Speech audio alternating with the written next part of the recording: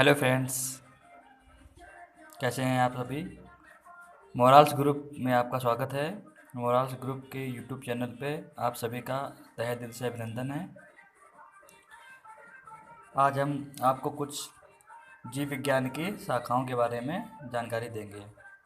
मतलब किसके अंतर्गत क्या अध्ययन किया जाता है, उनको अध्ययन करेंगे, वो भी ट्रिक के साथ। तो देखिए मित्रों, पहले हमारे क्या लिखी हुई है। पहला लिखा हुआ है वर्ड एपीकल्चर। नाम हमारा एक तरफ एपीकल्चर। एपीकल्चर के अंतर्गत हम लोग मधुमक्खी पालन का अध्ययन करते हैं। मधुमक्खी पालन का अध्ययन करते हैं। इसे ट्रिक से कैसे याद रखेंगे। ट्रिक से याद रखने के लिए हम लोग इसमें क्या करते हैं, जैसे मधुमक्खियों को हम लोग जानते हैं कि ये लोग फूलों से खूब जो खूबसूरत फूल होते हैं, कलियों से, उससे ये लोग मधुमक्खियाँ पहले रस चूसती हैं। घास फूस से आपको पता है कि घास फूस से ये लोग जाती हैं और शहद, उसमें जो भी पराग कोश होता है उसको चूस लेती है। चूसने के बाद आकर के वही पराग कोश शहद बन जाता है। तो वो हम मान लेते हैं कि मधुमक्खियाँ जो होती हैं वो ए पी करके, उन लोग वो पी करके आती हैं। क्या करती हैं, पी करके आती हैं और कल लार पी के लार चुवा देती हैं, तभी मधु यानी शहद बन जाता है। हम लोग ट्रिक में मान लेते हैं कि मधुमक्खियाँ क्या करती हैं, ए पी करके, ए मतलब ये लोग यानी मधुमक्खियाँ लोग पी करके लार चुवा देती हैं अपने छत्ते पे, तो हमारा क्या बन जाता है, तो उनका शहद बन के तैयार हो जाता है, मधु बन के तैयार हो जाता है। तभी ट्रिक से याद हो गया कि एपीकल्चर के अंतर्गत मधुमक्खी पालन का अध्ययन किया जाता है। जैसे पेपर में आएगा कि एपीकल्चर, चाहे कई ऑप्शन दिए जाएंगे, जो ऑप्शन दिए जाएंगे आपको तुरंत अंदाज़ा लगा लेना है कि एपी मतलब ये पी करके लार चुवा देती हैं तब बनता है, ऐसी कौन चीज़ है। तो आपको याद आ जाएगा, हाँ मधुमक्खियाँ ही ऐसा करती हैं। पहले जाती हैं परागकोश से, सुंदर सुंदर पुष्पों से उनका रस चूस लेती हैं, फिर आकर के अपने छत्ते में उसको उगल देती हैं और बस वही बन जाता है शहद। तो कवर हो गया कि एपीकल्चर के अंतर्गत मधुमक्खी पालन का अध्ययन किया जाता है। इसका मधुमक्खी पालन, तो देखिए इसको मधुपक्की, तो ए पी करके क्या कर देती हैं, लार चुहा देती हैं।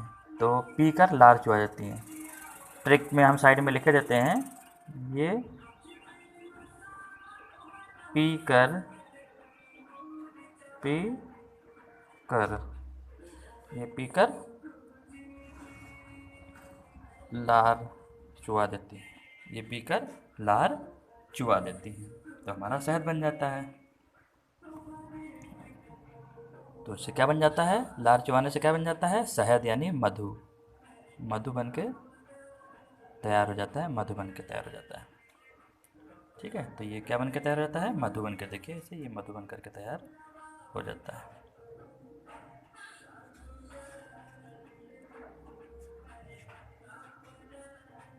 ठीक है मित्रों, आगे देखिए, अगला है सेरीकल्चर।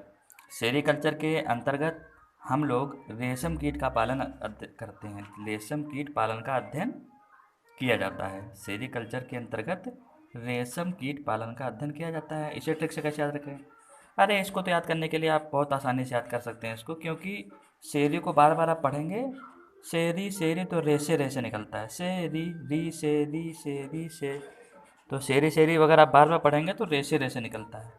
ये इसकी साउंड सजेस्ट करती है कि आप रेसे रेसे बोल रहे हैं, बार बार कहिए शेरी शेरी शेरी शेरी, तो देखिए रेसे रेसे निकल रहा है। तो ये आपका कवर हो गया। तो इसका वर्ड हमने क्या चुरा लिया, रेसे से, शेरी वर्ड उठाया और शेरी वर्ड को बार बार करेंगे उल्टा तो ये हो जाएगा, शेरी शेरी बार बार करेंगे तो हो जाएगा रेसे, रे रेसे रेसे निकलने लगेगा ऑटोमेटिक। तो कवर हो गया आपका, शेरी से रेसे बन गया। अगला है तीसरा वर्ड, क्या है, पीसी कल्चर। पीसी कल्चर के अंतर्गत हम लोग मत्स्य पालन का अध्ययन करते हैं। मत्स्य यानी मछलियाँ, मत्स्य पालन का अध्ययन करते हैं। मत्स्य बोले तो मछलियाँ, मछलियों के पालन का अध्ययन करते हैं। तो मत्स्य पालन का अध्ययन करते हैं पीसी कल्चर में।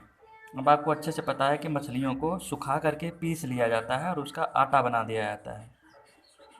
क्योंकि मछलियाँ जो बड़ी तादाद में होती हैं, छोटी छोटी मछलियाँ होती हैं, उन्हें क्या करते हैं, पीस सुखा लिया जाता है और सुखाने के बाद उनका आटा पीस लिया जाता है और पीस करके उनकी दवाइयाँ बनाई जाती हैं, जो भी हमारे टीबी के इलाज में काम आती है। इस टीबी से संबंधित, फेफड़ों से संबंधित, लंग्स से संबंधित जो भी डिजीज होती हैं उनका क्योर करने में, इलाज करने में काम आती है। तो पीस करके क्या रखा जाता है, पीसी कल्चर यानी मत्स्य को, मछली को। तो पीसी में छिपा हुआ है पीस कर, तो पीस कर रखा जाता है। पीस कर किसे रखा जाता है, मत्स्य को। तो ये आपका कवर हो गया मत्स्य पालन के अध्ययन का। अगला क्या है, माइकोलॉजी। माइकोलॉजी के अंतर्गत हम लोग कवकों का अध्ययन करते हैं, कवकों, माइकोलॉजी। तो माइक आपको पता होता है, अगर आपको बकना है, जैसे बहुत लोग शायरी बकते हैं, का बक रहे हैं, शायरी बक रहे हैं, का बको, यानी कि बको, अगर बकोगे तो आपको माइक की जरूरत पड़ेगी। का बको, का माने कुछ भी बको, अगर का से कुछ भी, का माने कुछ भी होता है, का से कुछ भी मान लिया, तो का से आप कुछ भी बकोगे, का बको। आप का बकना चाहते हो भाई, आप का बको, का बको, का बको, तो का बकोगे। आप कुछ भी, कोई बोलता है भाई का बकोगे, अब अगर का बकोगे या कुछ भी बकोगे तो आपको माइक की ज़रूरत पड़ेगी। किसकी ज़रूरत पड़ेगी, माइक की ज़रूरत। कुछ भी आपको बकना है तो आपको माइक की ज़रूरत पड़ेगी। माइक, जो माइक आता है हेलो हेलो करने वाला, तो माइक, आपको कुछ भी बकना है तो माइक की ज़रूरत पड़ेगी। बकना है यानी बोलना है, ठीक है। आगे देखिए, अगला है फाइकोलॉजी। फाइकोलॉजी के अंतर्गत हम लोग शैवालों का अध्ययन किया जाता है, करते हैं। फाइकोलॉजी के अंतर्गत शैवालों का अध्ययन किया जाता है। तो फाइकोलॉजी से एक वर्ड हमने चुरा लिया, फेको। Phyco, phaco. देखिए, जो सब होता है उसको सब लोग फेंक देते हैं, उसको थोड़ी ना कोई कहता घर में अब इसको रखेंगे, काफ़ी सालों तक रखा रहेगा, कुछ फ़ायदा ही होगा। सब जो होता है, सब यानी कि जो लाश होती है, मिट्टी होती है, उसको कोई घर में नहीं रखता है, उसको हमेशा क्या करते हैं, इसको फेंको। मतलब अगर वो घर पे रहेगा तो ढेर सारे लोग, सब लोग परेशान होंगे, रोएंगे, चिल्लाएंगे, तो ज़्यादातर लोग क्या कहते हैं, इस शव को यहाँ से उठा के फेंको, चाहे वो जानवर का शव हो चाहे जिसका हो। तो शव कभी मिलेगा, जानवरों का हो, इंसानों का भी होता है, उसे कुल मिलाकर के उसका अंतिम संस्कार कर दिया जाता है। तो फाइको यानी फेंको, क्या फेंको, शव। जो शव हो गया है, शव यानी मिट्टी, फेंको। देखिए फाइको में छपा हुआ वर्ड है फेंको, क्या फेंको, फेंको शव को। शव को फेंक दिया जाता है, सीधी बात है, उठा करके। तो फेंको शव, तो इसे कवर हो जाएगा कि फाइकोलॉजी के अंतर्गत शैवालों का अध्ययन किया जाता है। अगला देखिए, एंथोलॉजी। एंथोलॉजी के अंतर्गत पुष्पों का अध्ययन किया जाता है। एंथोलॉजी, किसको, पुष्पों का अध्ययन किया जाता है। तो एंथोलॉजी यानी पुष्पों का अध्ययन। तो इसको ट्रिक से कैसे याद रखेंगे, एंथोलॉजी यानी पुष्पों का अध्ययन किया जाता है। तो अब देखिए, पुष्प जो होते हैं, एंथोलॉजी, तो हमेशा सब लोग क्या कहते हैं, ए थोड़े से लाओ जी, एंथो यानी ए थोड़े से लाओ जी। जब कोई पूजा करने जाता है तो आसपास कोई भी पेड़ होता है, पुष्प होता है, कहीं दिखते हैं, तो हम लोग बोलते हैं ए थोड़े से लाओ जी, थोड़े से दे दो। या खरीदने ही जाते हैं तो कहते हैं ए थोड़े से लाओ जी, ये 2-4 फूल ले लिया तो पूजा अच्छे से होगी। तो पूजा करने जाते हैं तो एक आधे पुष्प ले लेते हैं, तो लोग, महिला क्या बोल रही, ए थोड़े से लाओ जी, क्या, पुष्प, ए थोड़े से लाओ जी, ए, यहाँ बोला ए थोड़े से लाओ जी, क्या, थोड़े से लाओ, थोड़े लाओ, क्या, पुष्प। तो थोड़े ही पुष्प मांगते हैं, ज़्यादा थोड़ी ना पुष्प की जो है, इस तरीके से। अगर देखिए, पोमोलॉजी के अंतर्गत फलों का अध्ययन किया जाता है। तो पोमो में आपको पता है एक वर्ड होता है पोमो। पोमो का मतलब होता है पोमो, pomegranate, pomegranate, pomegranate आता है माने अनार। तो पोम ग्रेनेट एक प्रकार का अनार है। पोम ग्रेनेट में आने क्या होता है, अनार। तो अनार एक क्या है, फल है। तो इसे कवर हो जाएगा कि पोमोलॉजी जैसे वर्ड आएगा तो आपको क्लिक करेगा पोमो हाँ, पोमोग्रेनेट। तो पोमोग्रेनेट से आपको तुरंत पता चला गया पोमोग्रेनेट एक फल है, तो फलों का अध्ययन किया जाएगा। ये कवर हो गया। अगला देखिए क्या है, और भी कुछ वर्ड हैं यहाँ पे, तो देखिए क्या है, आर्निथोलॉजी। आर्निथोलॉजी, तो आर्निथोलॉजी के अंतर्गत होता है कि तो देखिए आर्निथोलॉजी मतलब होता है, आर्निथोलॉजी मतलब कि थोड़ा सा, आर्निथोलॉजी। तो आर्निथो वर्ड में एक हम लोग देहाती भाषा में लोग बोल देते हैं कि अब जैसे मान लें कि पक्षी हैं वो उड़ेंगे तो उनसे बोल रहे हैं आर्निथोलॉजी। आर्निथोलॉजी, पक्षियों से बोल रहे हैं उड़ी है ना थोड़ा। आर्निथोलॉजी यानी उड़ोगे नहीं थोड़ा, तो आर्निथो में छुपा हुआ उड़ो। आर्निथो उड़ी है ना थोड़ा, तो आर्निथोलॉजी उड़ी है ना थोड़ा क्या। पक्षी है, पक्षी आराम से आलसी की तरह बैठा है, वो चल नहीं पा रहा, उड़ नहीं पा रहा, तो उससे बोल रहे हैं उड़ी है ना थोड़ा। तो पक्षी कहेगा भाई उड़ना तो है ही, तो उड़ी है ना थोड़ा मतलब आर्निथोलॉजी हो जाएगा। जहाँ भी बात करें आर्निथोलॉजी का मतलब उड़ी है ना थोड़ा क्या। पक्षी से पूछा जा रहा है कि उड़ी है ना थोड़ा। देखिए आर्निथोलॉजी के अंतर्गत पक्षियों का अध्ययन किया था, तो पक्षी से पूछा जाता है उड़ी है ना थोड़ा, माने आर्निथोलॉजी। तो उड़िए ना थोड़ा, तो पक्षी क्या बोल रहा है कि पच्छा के पक्षी कह रहा है तो हमें तो उड़ना ही है। तो उड़िए ना थोड़ा, थोड़ा किससे बोलोगे, पक्षियों से तो उड़ेंगे, उड़ेंगे कि हम लोग उड़ेंगे। तो यानी पक्षियों से बोलते हैं कि उड़िए ना थोड़ा, उड़ेगा नहीं थोड़ा। तो पक्षी बोलेगा हमको तो उड़ना ही है। तो बात समझ में आ रही कि नहीं आप सभी को। तो इस तरीके से हम लोग उड़िए ना थोड़ा ऐसे बनाते हैं ट्रिक से। तो अर्नथोलॉजी मतलब उड़िए ना थोड़ा, ये हो जाएगा। तो बहुत चीज़ें हो जाती हैं इस तरीके से, ठीक है। और निथोलॉजी मतलब उड़िए ना थोड़ा।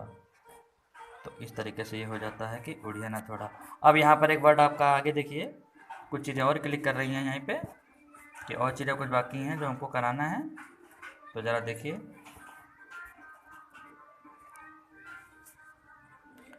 तो हम लोग उड़ने के लिए किससे कहेंगे, पक्षियों से। पक्षियों से ही बोलेंगे उड़ने के लिए। तो अर्नथो मतलब उड़ी है ना थोड़ा, उड़ी है। तो यहाँ पे उड़ने की बात कर रहे हैं, उड़ना यानी उड़ना की बात कर रही है, फ्लाई करने की बात हो रही। तो उड़ने के लिए कहना उड़ी है ना थोड़ा, यानी अंडितो उड़ी है ना, अपने देहाती भाषा में गंवारू भाषा में बोलते हैं उड़ी है ना थोड़ा। तो पक्षियों से तो बोलेंगे तो पक्षी है, तो पक्षी कवर हो गया। आगे देखिए इक्थोलॉजी, इक्थोलॉजी। तो देखिए इक्थोलॉजी में क्या वर्ड छुपा हुआ, इक्थोलॉजी। तो मछलियों में क्या है, इक्थोलॉजी। जब जब जैसे कुछ लोग हैं नॉनवेज, नॉनवेज खाते हैं, बहुत से लोग होते हैं, तो जो नॉनवेज खाते हैं उनसे जब भोजन बनता है, तो वहाँ पर जब बनती है तो बोलते हैं एक ठो लो, एक ठो, एक ठो लो क्या। मछली जब बनती है तो मछली ज़्यादा आदमी नहीं खाना चाहता है, क्योंकि उसमें कांटे वाटे होते हैं। तो उससे बोला जा रहा है कि एक ठो लो, एक ठो लो जी मतलब एक ठो लो। तो मछलियों को लोग क्या कह रहे हैं, एक ठो लो, एक ठो, एक ठो मतलब एक ठो लो, एक ठो मतलब होता है एक ले लो। तो एक ठो, एक ठो लो, लो जी। तो कवर होगा एक्ठोलॉजी में किसका, क्या एक ठो लो, मछली लो, फिश। एक ठो लो जी, ठीक है, एक ठो लो जी। देखिए इसको एकदम समझा देते हैं, दिखा देते हैं ऐसे। तो एक ठो लो जी बोलेंगे इस तरीके से। तो अगला देखिए क्या है, एंटोमोलॉजी। एंटोमोलॉजी में क्या है, एंटोमोलॉजी। तो देखिए, तो एंटोमोलॉजी का मतलब हो गया कि जो हमारे, एंटोमोलॉजी का मतलब होता है कि एंटोमोलॉजी, एंट माने होता है चींटी, आपको पता है एंट माने चींटी होता है। तो चींटियों का अध्ययन, यहाँ पर चींटी का मतलब सब जानते हैं कि चींटी का मतलब, चींटी तो चींटी होता है, चींटी एक कीड़ा होता है। तो तो कवर हो जाएगा। चींटी, चींटी को किस श्रेणी में रखा जाएगा, कीड़ों की श्रेणी में, कीट पतंगों की श्रेणी में। तो उसी सीरीज में हम लोग उसको समझेंगे कि यहाँ पर क्या हो जाएगा।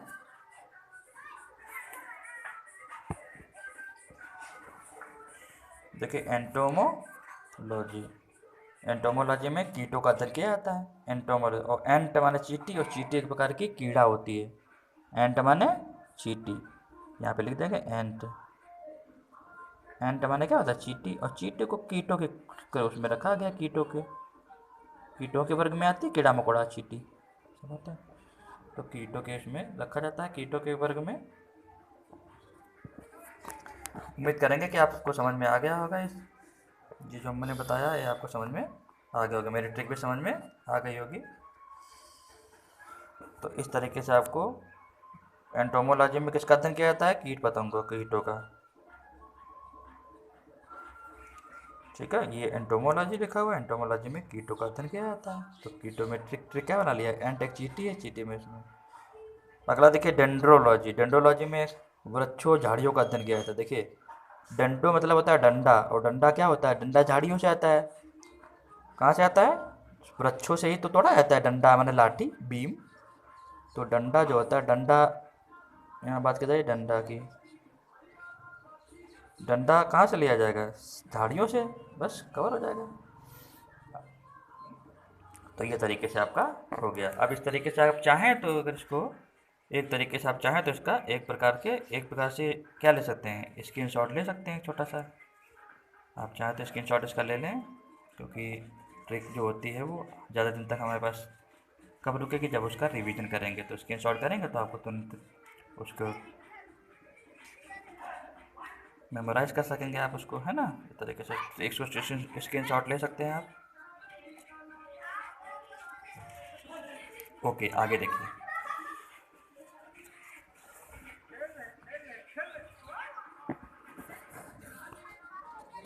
देखिए आगे क्या है हमारा?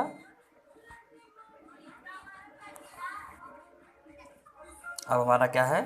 ओफियोलॉजी। ओफियोलॉजी, ओफियोलॉजी का मतलब होता है कि ओफियो और फिया लगाया। फिया मतलब होता है जैसे कुछ लोग रुई दवाई को उसमें भिगो करके रुई ऊपर रखते हैं घावों पर, तो उसे कहते हैं फिया। गांव के लोग कहते हैं फिया धर दो, फिया रख दो। कुछ लोग तेल में भिगो करके, तेल और पानी का मिश्रण मिला करके, और जो कॉटन होती है, रुई होती है, उसमें भिगो के रख देते हैं, फिर घाव पे रख देते हैं। तो उससे रिलैक्स मिलती है। जैसे फोड़ी फुंसियाँ हो जाते हैं तो लोग गाँव में इसका प्राथमिक उपचार घरों में करते हैं। तो उसी को कोई कह रहा ओफियोलॉजी, माने किसी के सांप ने काटा है मान लिया, तो उसे कह रहा और फिया रख दो उसके ऊपर, घाव को साफ कर दिया गया, खून निकाल दिया गया तो घाव तो बन जाएगा। तो मान लिया और फिया लाओ जी, तो कह रहा और फिया लाओ जी। तो और फिया ला क्यों लगे बोला? क्योंकि सांप ने काटा है। और फिया लाओ, तो क्या बोला? और फिया लाओ।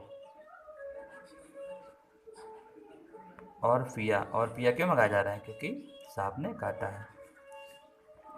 सारोलॉजी, सारोलॉजी के अंतर्गत छिपकलियों का अध्ययन किया जाता है। किसका? छिपकलियों का अध्ययन, सारोलॉजी। देखिए सारोलॉजी के अंतर्गत छिपकलियों का अध्ययन किया जाता है। और सारोलॉजी, तो देखिए सारो, सारो एक छिपकलियों का आपको पता है, सारो मतलब एक छिपकली ही होता है। सारो एक इंग्लिश वर्ड है, इंग्लिश वर्ड नहीं, मतलब कि ये जो इंग्लिश से ही लिया गया है, वो कहीं की भी इंग्लिश हो उससे लिया गया है। सारस, सौरस का मतलब होता है छिपकली, दूसरी भाषा में सौरस का मतलब छिपकली। तो इसीलिए उसको सौरोलॉजी बोला गया छिपकलियों को। अगर याद ना हो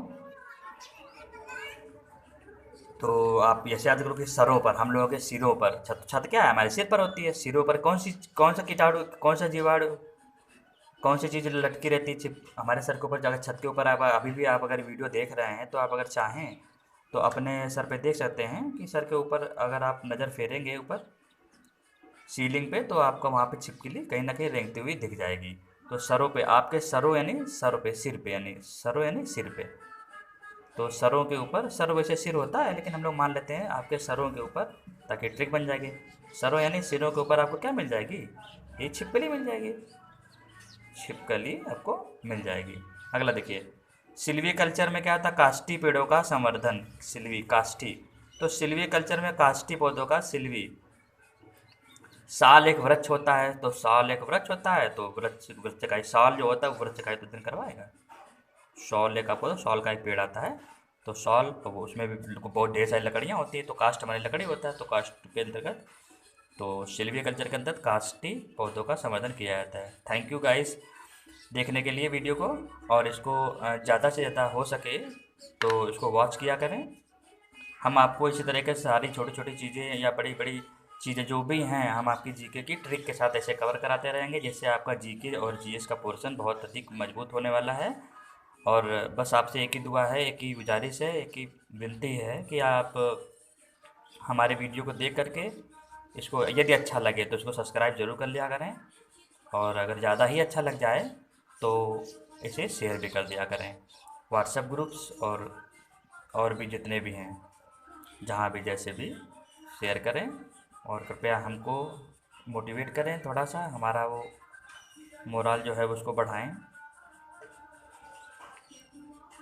इस तरीके से हमारा मनोबल बढ़ेगा, तो हम इस तरह से और भी ट्रिक बनाने की कोशिश करेंगे। यदि आपको अच्छा ही नहीं लगेगा तो हम क्या बनाएंगे फिर आगे, फिर वीडियो को इसी तरह फिर यहाँ पे रोक देंगे और क्या। Thank you, all the best.